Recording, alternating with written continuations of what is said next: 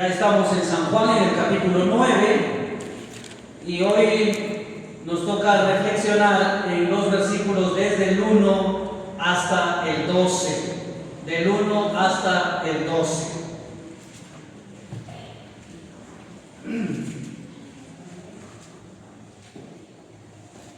Ya estamos en el capítulo 9. Y hoy nos toca el primer párrafo, donde veremos este milagro que Jesús hizo al sanar a un ciego de nacimiento, y a través de este relato vamos a encontrar el propósito de Dios en medio de las adversidades, y ese será el estudio de esta tarde, el propósito de Dios en las adversidades. Amén, hermanos, ¿ya lo tenemos todos? ¿Sí? ¿Qué tal si nos ponemos de pie unos minutitos para leer la palabra y luego nos sentamos a meditar? Bien, San Juan capítulo 9, verso 1. Dice: al pasar Jesús vio a un hombre ciego de nacimiento, y le preguntaron sus discípulos diciendo: Rabí, ¿quién pecó, este o sus padres, para que haya nacido ciego? Respondió Jesús: no es que pecó este ni sus padres, sino para que las obras de Dios se manifiesten en él. Me es necesario hacer las obras del que me envió, entre tanto que el día dura. La noche viene cuando nadie puede trabajar. Entre tanto que estoy en el mundo, luz soy del mundo. Dicho esto, escupió en tierra e hizo lodo con la saliva, y untó con el lodo los ojos del ciego, y le dijo: ve a lavarte en el estanque de Siloé, que traducido es enviado. Fue entonces y se lavó, y regresó viendo. Entonces los vecinos y los que antes le habían visto que era ciego decían: ¿no es este el que se sentaba y mendigaba? ¿No es este el que se sentaba y mendigaba? Unos decían: él es, y otros: a él se le parece. Él decía: yo soy. Y le dijeron: ¿cómo te fueron abiertos los ojos?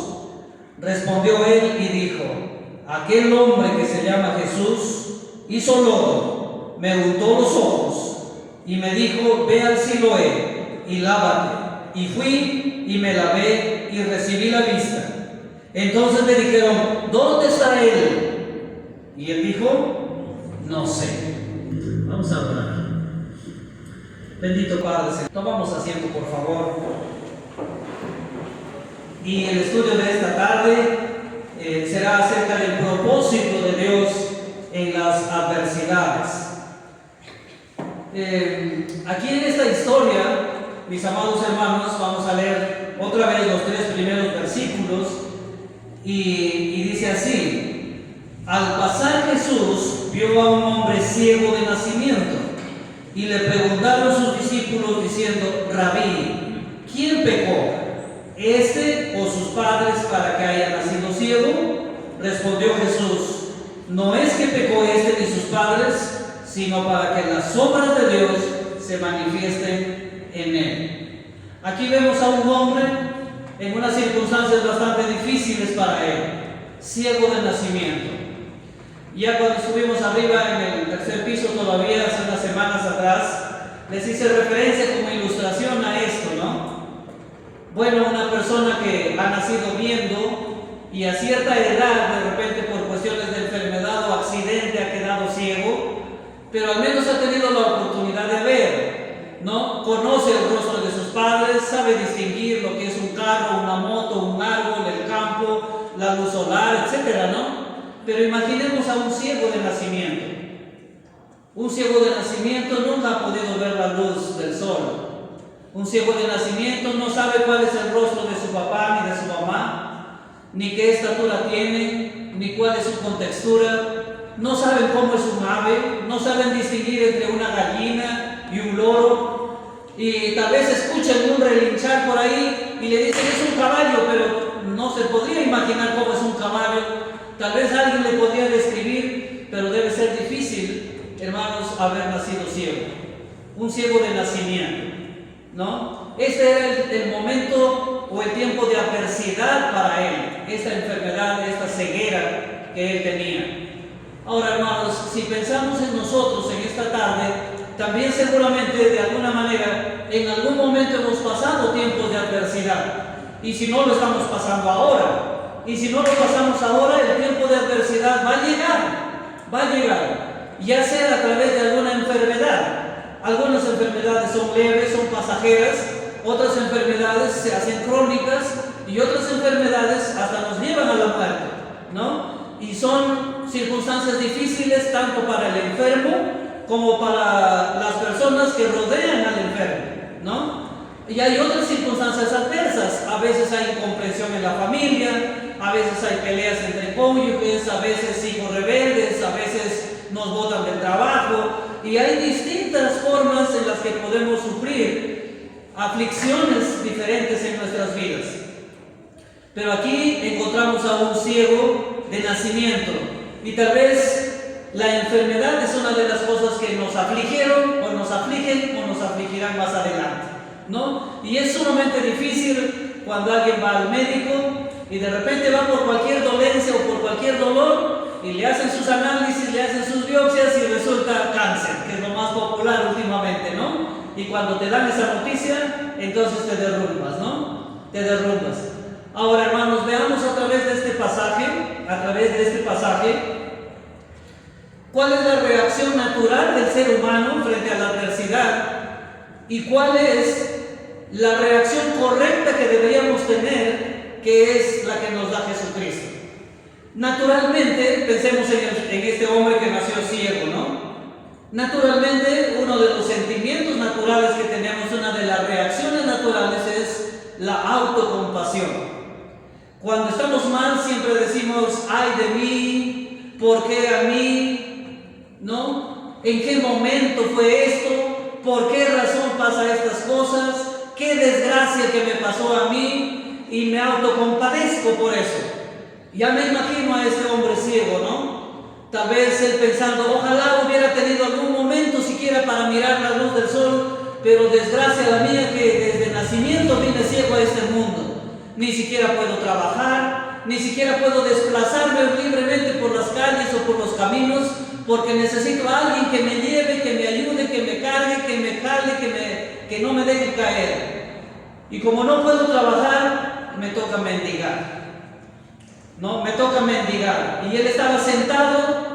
En ese tiempo normalmente las personas sin vista se sentaban en el camino, o se sentaban en las plazas, o se sentaban en la puerta del templo a pedir limosna, ¿no? Entonces, tal vez en mi mente estaba un hombre autocompadeciéndose por su ceguera, diciendo otra vez lo mismo, ¿no? Hoy día me despierto, me levanto, ayúdenme a llevarme hasta el camino, mi banco ¿dónde está? Apenas se sienta y estira la mano y dice una limosnita, por favor. Apenas escucha un sonido de alguien que pasa de repente y extiende la mano, tengan misericordia de mí. Y no toda la gente le da propina, ¿no? Si es como ahora, seguramente que algunos le darán una propina, un sol, 2 soles. Pero eso no es todos los días, ¿no? Y de repente pasamos, no, ya te di ayer, ¿no? O otra vez, ¿no? ¿Por qué no trabajas? Claro que va a trabajar, no puede. Y la autocompasión está ahí, ¿no? ¿Qué será de mí? ¿Qué será de mí? Y si es joven, seguramente pensará, ¿quién se va a enamorar de mí en estas condiciones? No tendré familia, y etcétera. Autocompasión. Y esa es la reacción natural del ser humano. Te dicen cáncer. Es ahora nos derrumbamos y decimos, pobrecito de mí, pobrecita de mí, ¿qué será de mí? ¿Cómo dejaré a mis hijitos? No puede ser tan joven yo, ¿no? Ojalá me dé esta enfermedad cuando ya tuviera 90 años, ahí sí ya que me lleve, ¿no? Pero ahora que tengo 30, 40, y empezamos a autocompadecernos. Y esa es una reacción natural de los seres humanos, pero no es la reacción correcta. Es una reacción natural, pero no es la correcta. Ahora miremos a los discípulos, y los discípulos tienen otra reacción también natural. Y los discípulos aprovechan para decirle a Jesús, ya que está ahí, Maestro, Rabí, ¿quién pecó? ¿Este o sus padres para que haya nacido ciego? Ahora les pregunto, ¿los discípulos estaban compadeciéndose del hombre ciego de nacimiento? Le están diciendo a Jesús: mira, maestro, qué pena, qué lástima, cada año que hemos venido a Jerusalén, siempre lo hemos encontrado a este pobre hombre sentado mendigando. ¿No podrás curarlo? Pero no lo encontramos así a los discípulos, ¿verdad? A los discípulos lo encontramos aquí con otro tipo de reacción natural. ¿Y cuál es esa reacción? La que tenía todo judío. Y todos los judíos siempre asociaban las enfermedades con el pecado. Si estás enfermo, ¿qué habrás hecho? ¿Qué habrás hecho? Por eso estás así. Implícitamente en ese pensamiento está el juzgar, el condenar, ¿verdad? Acuérdense de Job. ¿Sí? ¿Se acuerdan de Job del Antiguo Testamento?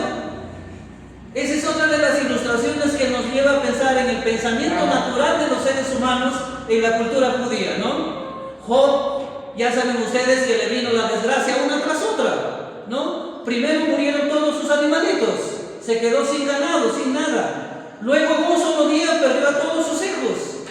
Y luego en un solo día le vino una enfermedad tremenda sobre su cuerpo que estaba lleno de llagas. Y dice la Biblia que tanto era el dolor y el ardor que él tenía el deseo de coger una teja y rascarse con esa teja. Creo que ninguno de nosotros hemos llegado a ese extremo, ¿no? Y por si fuera poco, finalmente su esposa le dice: ya, quédate con tu Dios y yo me largo. Y se va y lo abandona. Y entonces él está en la peor condición que puede estar un ser humano. En la peor condición. Y luego vienen sus amigos, ¿no? Luego vienen sus amigos. Y sus amigos en un primer momento se quedan mirándolo, centrados, sin saber qué decir frente al sufrimiento de este hombre.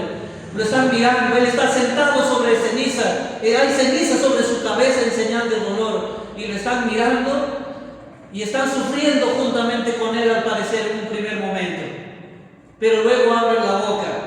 Y no abren la boca para consolarlo ni para fortalecerlo, sino para decirle: jamás hemos visto en la vida tanto sufrimiento.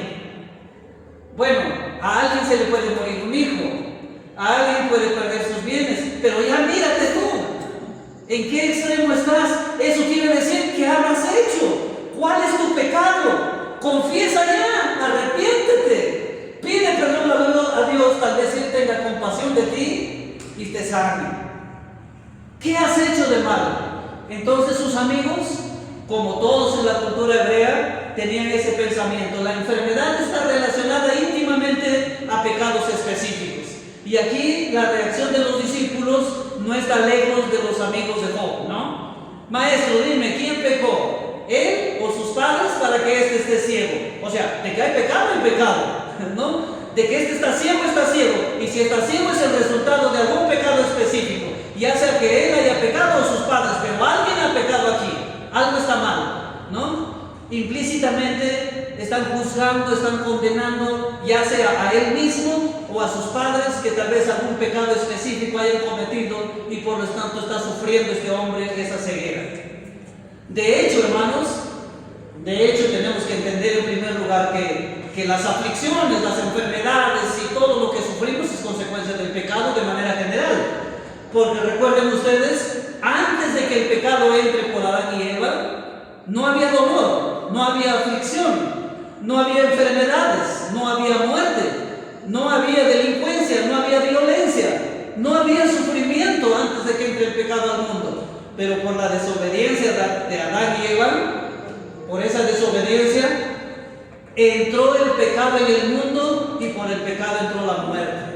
Y todas las aflicciones y dolores que vivimos, ¿no? Si hay enfermedades, eso es causa de la maldad, causa del pecado. Hay violencia y accidentes, hay muerte y todo tipo de sufrimientos, es precisamente por causa del pecado de manera general. No podemos echarle la culpa a Dios, es culpa de la desobediencia humana, pero de manera general. Pero de manera específica no podemos nosotros establecer una relación entre la enfermedad y el pecado, entre la enfermedad y el pecado. A una persona le pueden decir de repente, hoy mismo te diagnostica el médico, tienes cáncer al pulmón, o tienes cáncer al páncreas o al hígado. ¿Qué habrás hecho para que tengas cáncer, no? ¿Qué habrás hecho? y estaríamos juzgando igual que los discípulos, ¿no? Estaríamos juzgando. Y aquí, hermanos, entonces tenemos dos tipos de reacción natural. Una que es la autocompasión del enfermo, y dos, el juzgar o el condenar por parte de los demás, creyéndonos de repente que somos mejores que los demás. Pero aquí viene, hermanos, la reacción correcta, la visión correcta de las adversidades, y está en lo que dice Jesús. En el versículo 3, Jesús responde: no es que pecó este ni sus padres, sino para que las obras de Dios se manifiesten en él. Los tiempos de adversidad, mis amadas hermanas, mis queridos hermanos, es para que las obras de Dios se manifiesten en ti.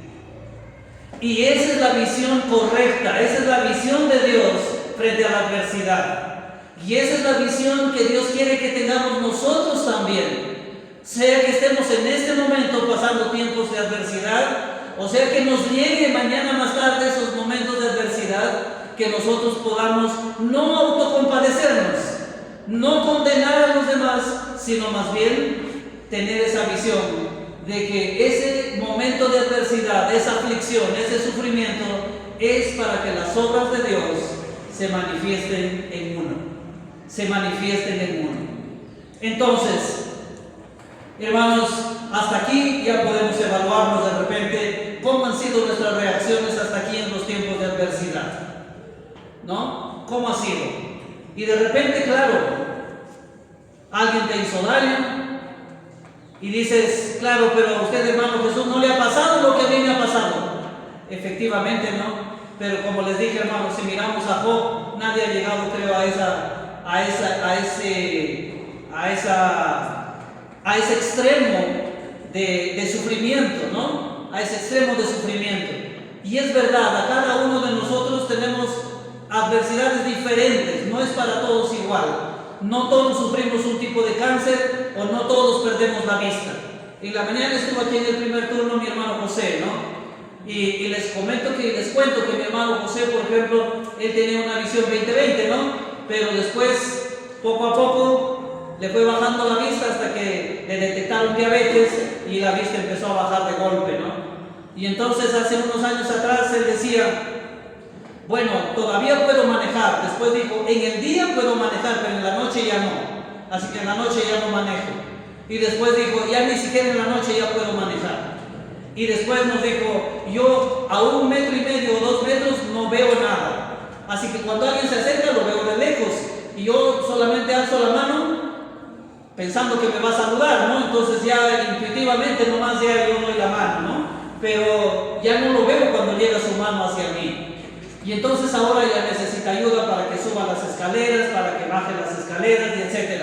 Y poco a poco él irá perdiendo la vista, ¿no? Y ese tiempo de adversidades para él sufre por eso, pero además sufre también mis sobrinas, su esposa, ¿no? Toda la gente que lo rodeamos y lo vemos en esa condición, sufrimos por eso, pero aquí, hermanos, otra vez viene el pasaje. La respuesta de Jesús de que no es el resultado del pecado, ni de los padres, ni de él mismo, sino que es para que las obras de Dios se manifiesten en uno. Esto, hermanos, elimina la autocompasión y elimina el juzgar o el condenar. Entonces, les ruego, hermanos, que de aquí en adelante tengamos ese tipo de visión en el tiempo de adversidad. Y digamos, esto es para que las obras de Dios se manifiesten. Hace un año o tal vez año y medio, cuando nos tocó hacer un estudio similar a este, les hice referencia a una mujer que perdió la vista a las 6 semanas de edad. Y esta mujer es la que ha escrito más de 8,000 himnos, ¿no? Y se llamó Fanny Crosby, o se llama, ¿verdad? Porque está en la presencia del Señor, así que está viva por la eternidad. Así que Dios no es un Dios de muertos, sino de vivos.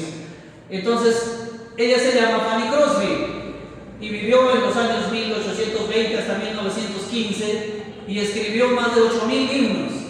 Pero su autobiografía dice de que ella nació viendo, pero a las 6 semanas le dio una infección en la vista y llamaron a un médico de ese tiempo. Ahora este médico recomendó hacerle unos emplastos y le pusieron unos emplastos en los ojos a la bebita.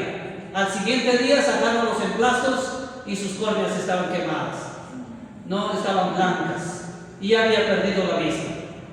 Ahora ya sé lo que vino a nuestra mente, pobrecita, ¿no? Pobrecita, qué pena, qué desgracia para la mamá, para el papá, para la bebé, qué desgracia, ¿no? Qué desgracia. Pero escuchen lo que su autobiógrafo, su biógrafo escribió acerca de ella. Dice así: lejos de sentir autocompasión, Fanny sentía a cabalidad que ser ciega era un regalo especial de Dios. Para comenzar, ¿no? Ella nunca dijo: ay, pobrecita de mí que soy ciega y ahora qué será de mí, ¿no? Ella sintió a cabalidad que ser ciega es un regalo especial de Dios. Y claro, es difícil, ¿no? Decir esto es un regalo especial de Dios. Te vas al hospital y el médico dice: tienes cáncer. Y no dices: ay, qué bonito, este es un regalo especial de Dios. No dices eso, ¿no? En primer lugar, lloramos, nos preocupamos como reacción natural del ser humano. Pero cuando estamos reaccionando así, acordémonos, hermanos, de Juan capítulo 9. Y digamos, si eso es para que se manifiesten las obras de Dios, entonces lo consideraré como un regalo especial de Dios. Y sigue su biografía, ¿no? A menudo decía: fue lo mejor que me pudo haber sucedido. Y como no hubiera podido vivir una vida tan útil como la que he vivido si no hubiera sido ciega, sentía que nunca hubiera podido tener la oportunidad de estudiar si no hubiera sido por la ceguera. Y si no hubiera sido por la ceguera, no habría tenido los contactos que le permitieron escribir himnos para una compañía editorial de renombre nacional. Es más, sentía que la vista debía ser una distracción y atribuía su gran poder de concentración a la ceguera. Asimismo, sentía que la falta de visión le permitía desarrollar una memoria amplia y aumentaba su atractivo como conferencista. Creaba un lazo de compasión entre ella y la audiencia que los hacía más receptivos al mensaje del Evangelio. Y escuchen esto último. Muchos se preguntaban si le guardaba rencor al charlatán que le prescribió los emplastos que le quemaron los ojos. Siempre respondía con mucha ternura: no culpen al doctor, probablemente haya muerto en forma prematura, pero si lo pudiera conocer, le diría que sin saberlo me hizo el favor más grande del mundo. Qué hermosa visión, ¿no? De las cosas, qué hermosa visión de las cosas adversas para uno. Yo en este momento, hermanos, escucho solo con un oído, el derecho. El izquierdo está totalmente anulado. Y cada vez que me da la gripe, el resfriado, se inflama toda esta parte de la amígdala y el oído y todo. Así que me quedo sordo del oído izquierdo, ¿no? Y a veces me causa un poco de laberintitis y estoy medio caminando, medio mareado. Y entonces yo digo: ay, pobrecito de mí, si me quedo sordo, ¿no? Como reacción natural de autocompasión, y que es una reacción errónea, ¿no?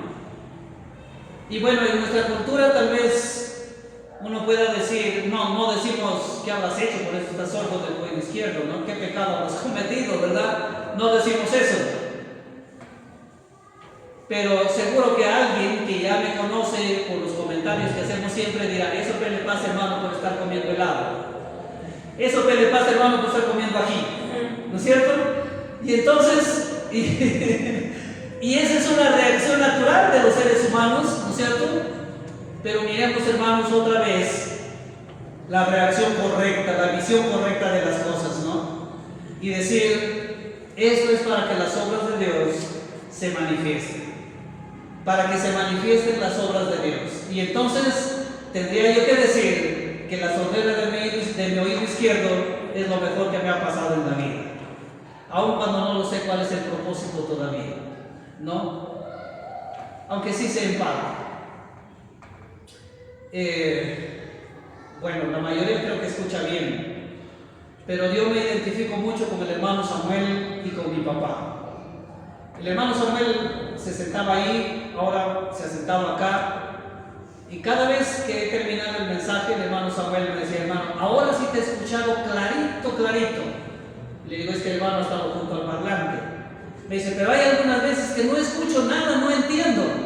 Y no entiende precisamente, yo me he dado cuenta, es porque el amplificador está mal regulado y tiene mucho bajo y hay mucho eco y entonces retumba. Y yo puedo comprender ahora recién a mi hermano Samuel y a mi papá cuando dicen que no escuchan nada porque retumba todo, porque por la sordera.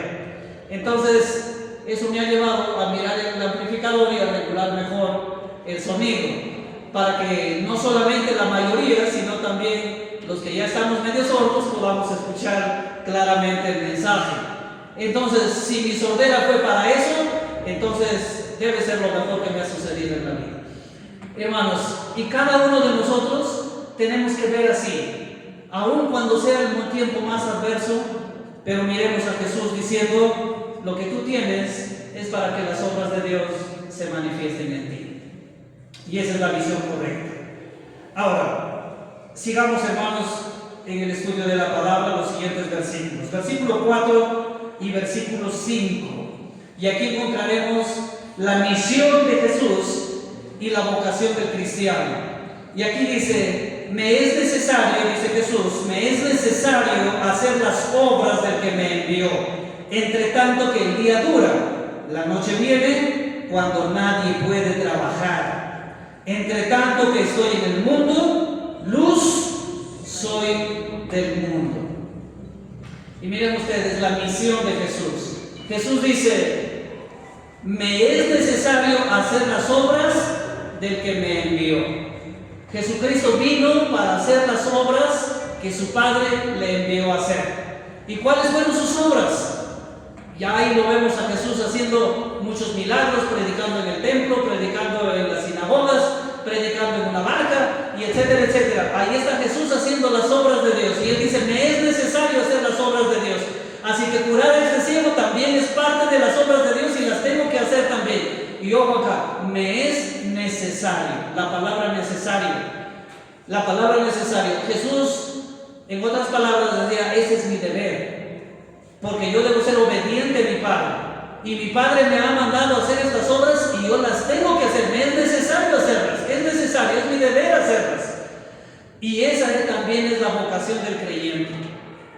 La vocación del creyente es que al haber aceptado a Cristo Jesús como nuestro único y suficiente Salvador, ahora nuestra vocación también es hacer las obras del Padre que también ha enviado a Jesús y que también nos ha enviado a nosotros. Hermanos, es necesario de que nosotros también hagamos las obras del Padre, que hagamos las obras de Dios. Es nuestro deber hacerlo, es nuestro deber.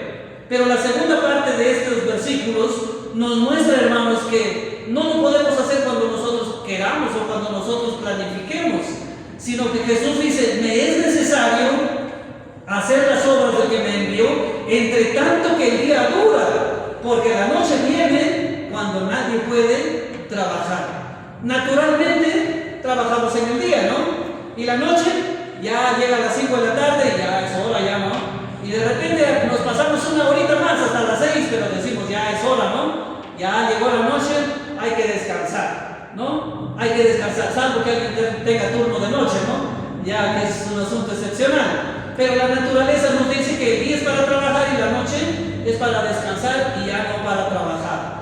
Y Jesús se estaba refiriendo a su ministerio aquí en la tierra.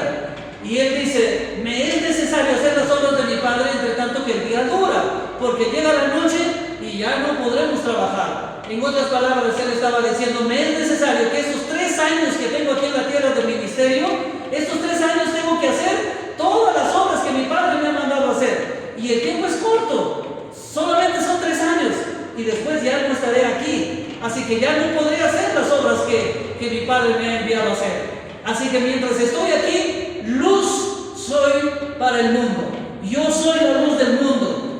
Entre tanto que estoy en este mundo, luz soy de este mundo. Y tengo que hacer las obras de mi Padre. Y entonces, miremos a Jesús. En esos 3 años, Jesús trabajó prácticamente las 24 horas del día. Sanó a un montón de enfermos.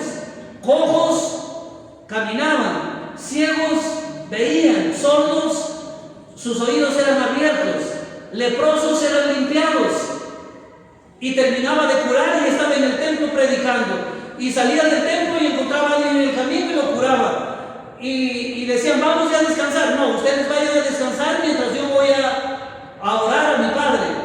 Y después los discípulos estaban yendo al otro lado y Jesús ya se estaba yendo caminando sobre el mar a darles el encuentro. O sea, era un trabajo sin descanso. 3 años de ministerio y un trabajo sin descanso prácticamente. Hermanos, a diferencia de nosotros somos muy planificadores, ¿no? Y decimos: esto voy a hacer hoy día. Bueno, esto otro lo haré mañana.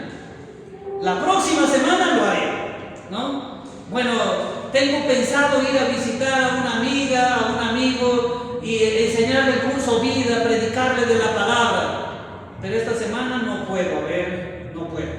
La otra semana, la otra semana voy a estar ocupadísimo. La siguiente sí ya voy a ir.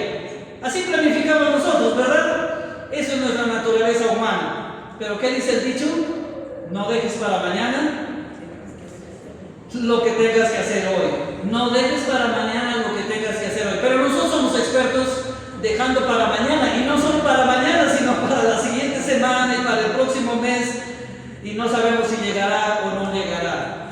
¿Y qué dice Jesucristo? Jesucristo dice: tengo que trabajar mientras dura el día, porque llega la noche y ya no lo voy a poder hacer. Y ya no lo voy a poder hacer. Ahora miren el momento, la oportunidad. Jesús no perdía la oportunidad de hacer las obras de su Padre. Comienza el pasaje diciendo: al pasar Jesús vio a un hombre ciego de nacimiento. ¿Qué estaba haciendo Jesús? Él planificó ir a visitarlo y dijo: bueno, de veras en Jerusalén, ahí hay un ciego de nacimiento. La siguiente semana me iré a sanar. Así pensó él: bueno, esta semana voy a estar sumamente ocupado aquí en la pesca milagrosa, así que la próxima semana vendré a sanar. Ahora imagínense ustedes, miren a Jesús. Si retrocedemos un párrafo antes, recordemos el mensaje de la semana pasada. Jesús estaba en el templo y Jesús estaba enseñando en el templo. Y entonces vienen los fariseos y los sacerdotes y empiezan a atacarlo. Y entonces todos los que estaban ahí empiezan a querer apedrear a Jesús. Y ya lo estaban apedreando, y dice que él se escondió. Y después que se escondió, él se fue. Y luego viene el siguiente párrafo, ¿no? Él se fue. Y cuando se está yendo, entonces ve al ciego de nacimiento ahí. Si hubiera sido yo, entonces imagínense ustedes, hubiese estado aquí entre la gente con sus piedras, ya casi por lincharme, escondiéndome, tratando de huir, y veo un ciego ahí y digo: bueno, quiero sanarlo, pero ya será otro día porque las piedras me caen, ¿no? Y entonces lo dejo ir al ciego, ¿no? Pero eso soy yo, ¿no? La reacción natural del ser humano. Pero miremos a Jesús, ¿no? ¿Qué piedras ni piedras? ¿Qué linchamiento ni linchamiento? Él sale de allá y está pasando y ve al ciego y dice: voy a hacer las obras de mi Padre. Ve la oportunidad para sanar a un hombre, para hacer las obras de su Padre, se detiene y lo hace. Se detiene y lo hace. Hermanos, esta es una lección para que nosotros no perdamos oportunidad de hacer las obras de Dios. Seguro que saliendo de aquí nomás te vas a topar con alguien. Acuérdate que las 24 horas del día estamos para hacer las obras de Dios. Así que no hay descanso para el creyente. ¿Cuándo descansará el creyente? Cuando demos nuestro último respiro aquí en la tierra Y entonces vendrá la noche y tendremos que dormir. Y ahí sí ya no podremos hacer nada. Y si no lo hicimos, habremos perdido la oportunidad de haberlo hecho. Habremos perdido la oportunidad de haberlo hecho. En la noche de oración anterior, uno de nuestros hermanos pidió en oración diciendo: hermanos, yo quisiera pedirles que oremos porque en estas fechas navideñas seguro que nos reunimos cada uno en nuestras casas y que Dios nos ayude a aprovechar ese momento para hablar de Cristo en la familia, cada uno en nuestros hogares. Excelente, ¿no? Para no perder esa oportunidad, porque esa oportunidad se presenta una vez al año. No es todos los días, pero si perdiste la oportunidad de hablar de Cristo en esta Navidad en tu casa, ya de acá tienes que esperar el próximo año, ¿no? Pero ¿qué tal si duermes el próximo año en julio? Ya no llegas para Navidad y habrás perdido la oportunidad de hablar de Cristo en tu hogar, en tu familia, ¿no? Entonces, tenemos que trabajar entre tanto que el día dura, porque la noche viene y ya no se podrá trabajar. No perdamos oportunidades. Y aquí Jesús termina esta parte diciendo: entre tanto que estoy en el mundo, luz soy del mundo. Y para demostrarlo, le da la vista al ciego. ¿Cuáles son las obras que Dios hizo en ese momento? ¿Cuáles son las obras que fueron manifestadas, las obras de Dios que fueron manifestadas en ese momento a través de Jesús? Versículo 6: dicho esto, escupió en tierra e hizo lodo con la saliva y untó con el lodo los ojos del ciego. Y le dijo: ve a lavarte en el estanque de Siloé, que traducido es enviado. Fue entonces y se lavó y regresó viendo. Hasta ahí hacemos un alto en la lectura. ¿Cuáles son las obras que Cristo manifestó en ese momento? ¿Qué obras de Dios se manifestaron en el ciego? Su curación, ¿no? Su curación física. Jesús le devolvió la vista, pero no solamente le devolvió la vista física, sino que además, como Jesús es la luz, también le dio la luz del entendimiento. Y entonces no está en este pasaje, pero en los siguientes párrafos que vamos a ver los domingos próximos, vamos a encontrar ya por el versículo 35 al 38, que después Jesús y este hombre que era ciego y que ya veía, se encontraron. Y entonces Jesús le dice: ¿tú crees en el Mesías? Y el hombre le dice: pero dime quién es para que crea en él. Y Jesús le dice: soy yo. Y él le dice: creo, Señor. Y le adoró. ¿Eso qué significa, hermanos? Que no solamente la obra que manifestó Dios fue la curación física de sus ojos físicos, sino que también fue la sanidad y la salvación de su alma, de ese hombre. Así que ya no estaba ciego espiritual ni físicamente, ahora veía físicamente y también tenía la luz del entendimiento que le dio Cristo para reconocer que Jesús era el Mesías, el Hijo del Dios viviente, el Salvador del mundo, para que se postre delante de Él y le adore. Entonces, son las obras del Padre, son las obras para que las obras de Dios se manifiesten en Él. Y aquí hay dos obras que se manifestaron en este hombre que nació ciego. Y qué bueno que son obras en plural, ¿no? No es solamente una obra la que se manifiesta, sino que son muchas obras las que hay por manifestar. De repente esta mujer, Fanny Crosby, no recibió la vista física, ¿no? Porque las obras de Dios se manifiestan de diferentes formas para las personas. Esta mujer no recibió la vista física, pero sí recibió la vista, la luz del entendimiento y una comprensión tan clara que ni siquiera uno que vemos lo tenemos. Ni siquiera eso. Ni siquiera uno que tiene los ojos completos y ve 20/20 ha podido escribir más de 8,000 o 9,000 himnos para la gloria de Dios. Leyendo y escribiendo braille encima, ¿no? Que debe ser más más dificultoso que hacer mis garabatos en nuestro idioma, ¿no? En la escritura normal.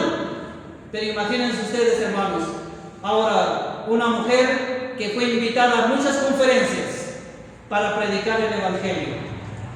Y como dice ella, eso le hacía más receptivo, porque las personas venían a ver a la pobrecita Fanny y resultaban escuchando el Evangelio y tal vez haciendo las obras de Dios.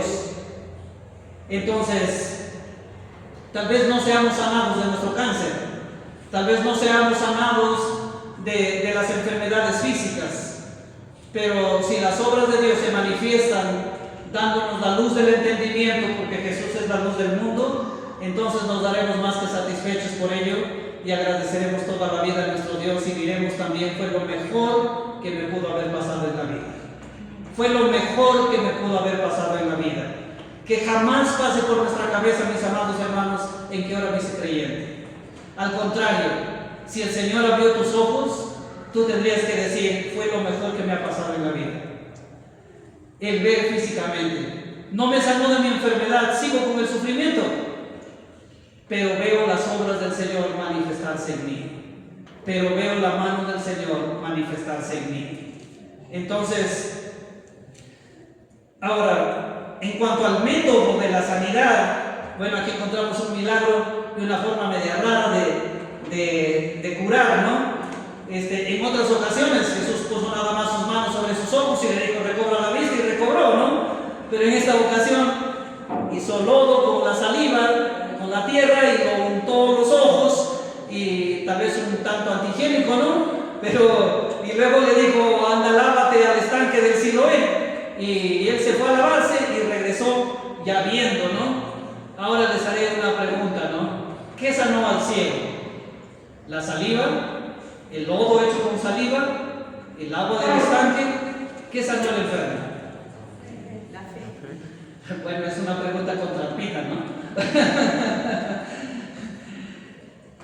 Es el poder de Dios, es para que se manifiesten las obras de Dios en este hombre ciego, ¿no? Es una manifestación de la obra de Dios en este ciego. Entonces es Dios quien curó a él. El método no importa, aunque algunos, claro, si profundizamos en el tema, vamos a encontrar diferentes comentarios. Algunos comentaristas dirán: no, hizo el lodo para darnos cuenta de que Jesús es el creador, y como este hombre había nacido sin globos oculares, entonces creó los globos oculares a través del barro. Y podemos de repente encontrar comentarios como los que la saliva siempre ha sido una medicina natural en la antigüedad, y que muchas cosas, hasta instintivamente cuando te haces una herida, ¿no? y la saliva como que lo cicatriza, lo calma, etc. Pero bueno, son comentarios que de repente no vale la pena en este momento profundizar en esas posturas, digamos, ¿no? Porque el método no importa. Lo que importa aquí es que las obras de Dios han sido manifestadas. Han sido manifestadas. Tal vez nosotros sí somos un poco sensacionalistas, entonces sí quisiéramos de que seamos curados milagrosamente siempre. Pero a veces no pasa eso, o casi nunca pasa eso actualmente. Más bien, si alguien tiene cáncer, tiene que pasar por una serie de radios y de quimios, hasta que finalmente el médico te dice: ya, parece que desapareció, ¿no? Pero hay que hacer chequeos siempre, ¿no? Tienes que venirte al año a hacer tus chequeos, ¿no? Pero por el momento ya no está. Qué bien, ¿no? No te untaron con saliva ni con lodo, pero hubo un montón de quimios que, claro, te trajo dolor, sufrimiento, aflicción también. Pero al fin y al cabo son métodos, son formas que Dios utiliza para manifestar su poder, para manifestar su gloria. De tal manera que al final, cuando el médico te diga: tú ya estás curada o estás curado y vente para tu chequeo el próximo año, tú puedes decir, no puedes decir: bueno, qué buenazo ese médico al que me fui, me diagnosticó y excelente. Uy, esa enfermera que me aplicaba las quimios y las radios, excelente, porque un trato hermoso, y etc. Claro, puede ser que haya tenido el mejor trato y la mejor técnica o metodología para hacer sus aplicaciones. Pero detrás de todo eso nosotros tenemos que reconocer, hermanos, que son las obras de Dios manifestadas en ti y en mí. Son las obras de Dios que se manifiestan para gloria de su nombre. Son las obras de Dios las que son manifestadas. El método no interesa. El método es distinto, pero la obra es de Dios. Así que ahí está la respuesta de la pregunta contrapita, ¿no? No fue el barro, no fue el Siloé, porque uno podría decir, si fue la saliva, ya cuando lo untó nomás de repente ya pudo ver, pero no, tenía que irse a lavarse el Siloé. Y cuando se lavó ya regresó viendo, ya, el agua del Siloé entonces lo lavó, no, lo limpió, lo curó, no, fue las obras de Dios manifestadas en este hombre ciego, son las obras de Dios. Y a propósito del Siloé, entre paréntesis, es importante esta mención, ¿no? Que Siloé traducido es enviado, ¿no? Enviado. Y todos conocemos que el enviado es Cristo, ¿no? Mesías significa el enviado es Cristo. Así que el nombre de ese estanque también estaba apropiado para ese momento, que es el enviado, el que te puede lavar, el que te puede curar, ¿no? Otra vez repito, no importa el método, lo que interesa es que las obras de Dios han sido manifestadas en ti. Y entonces viene lo último. Si son manifestadas las obras en ti, no son para que lo tengas solamente para ti, en tu interior, en tu corazón. Porque nosotros solemos siempre ser muy espirituales cuando decimos, no, es que yo siempre de corazón, ¿no? Hermano, no te veo cantar, es que yo canto en mi interior, en mi corazón, espiritualmente canto con el corazón, ¿no? No, y parecemos tan espirituales, ¿no? Pero el asunto está en que, hermano, debes ser agradecido, vamos a la iglesia. No hace falta para agradecer al Señor irme a la iglesia, yo en mi casa, de corazón, yo le agradezco a Dios. Y parece muy espiritual, ¿no? Pero hermanos, cuando se manifiestan las obras del Señor en ti o en tu familia, en las personas que te rodean, cuando ves manifestadas las obras del Señor, no puede quedarse en el corazón. Eso es visible, eso es notorio, eso es visible. Veamos el pasaje último, desde el versículo 8. Entonces, ¿qué dice, hermanos? Los vecinos, ¿no? Entonces, los vecinos y los que antes habían visto que era ciego decían, ¿no es este el que se sentaba y mendigaba? Unos decían, él es, y otros, a él se parece. Él decía, soy yo soy. Y le dijeron, ¿cómo te fueron abiertos los ojos? Y respondió, aquel hombre que se llama Jesús hizo lodo, me untó los ojos y me dijo, ve al Siloé y lávate. Y fui y me lavé y recibí la vista. Entonces le dijeron, ¿dónde está él? Y él dijo, no sé. Claro, él no sabía. Pero ahora nosotros sí sabemos, ¿no? Ahora nosotros sí sabemos. No podemos decir no sé. Ahora nosotros sí sabemos. Pero miren, ahí está el ciego ahora viendo y dando testimonio. ¿Por qué? Dando testimonio tanto en su apariencia física, así como en el corazón, ¿no? En su comunión con Dios, en su obediencia. Ahora, dando testimonio él de que quien los sanó es Jesús, aunque no sabe dónde está, pero quien los sanó es Jesús. Y nosotros también, hermanos, si las obras de Dios se han manifestado en ti, y si en adelante pases un momento de adversidad y las obras de Dios se manifiesten en ti, no es para que se queden ocultos solamente en tu interior y digas, yo quiero agradecerle a Dios de todo corazón, pero eso está en mi interior. Sí, está bien que esté en tu interior, pero tiene que salir también. ¿Por qué? Porque las obras de Dios deben ser manifestadas. ¿Y qué significa manifestadas? Significa que deben ser reveladas a las personas, debe ser visible, debe ser visible. Y entonces este hombre es visible su curación física y es visible también la curación de su alma, ¿no? Es visible su curación física porque, claro, me imagino, ¿no? Un hombre ciego de nacimiento, ni siquiera para que sepa cómo arreglarse, cómo vestirse, cómo lavarse, dónde está desalineado, desarreglado. Pero una vez que seguramente ya fue curado, se fue al espejo porque no sé si había habido espejos en ese tiempo, ¿no? Supongo que había de esos de bronce pulido, ¿no? Entonces se fue al espejo y se ve y dice, tan horrible estoy, ¿no? Así que se fue seguramente y se dio un duchazo, un baño completo, seguro que se afeitó, se cortó el cabello, se cambió de ropa y salió a la calle y los vecinos, oye, ¿este era el ciego? No es, se parece, pero no es él, se parece. Oye, ¿tú eres el ciego? Sí, soy yo. ¿Y qué pasó contigo? Jesús me dio la vista. Pero no solamente dijo eso, sino que además repitió el método, ¿no?